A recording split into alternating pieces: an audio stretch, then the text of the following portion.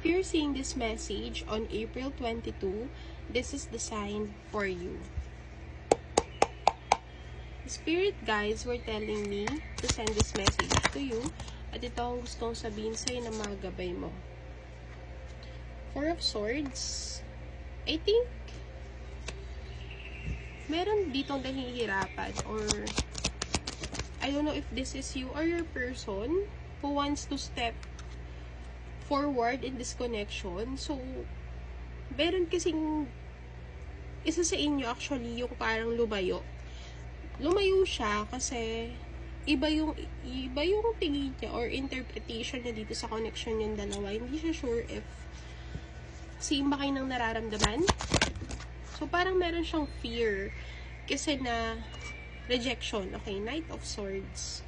This Knight of Swords is very immature energy and hindi siya sure if pag nag-move forward ba siya ay sasagutin mo siya or positive ba yung magiging resulta ng pag-confess niya sa'yo. And there's another card came out here, Nine of Cups. So, itong tao na to ay gustong-gusto ka niya talaga. Kaya lang, sa past kasi, very hesitant siya to inform you or to move forward with you.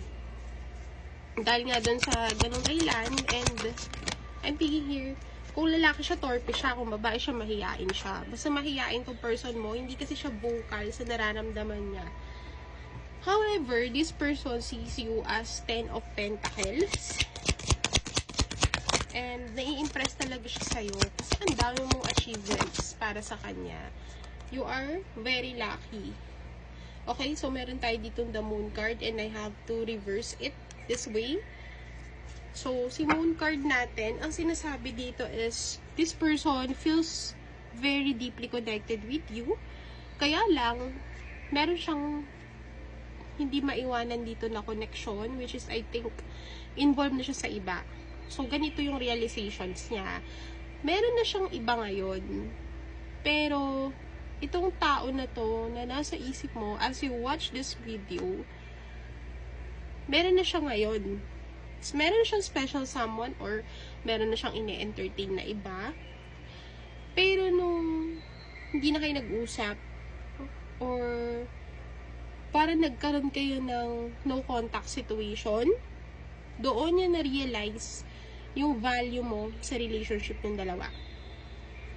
So, as you move along with your life, I think your person realized something, and that is yung value mo sa kanya. Nagkaroon kasi siya dito ng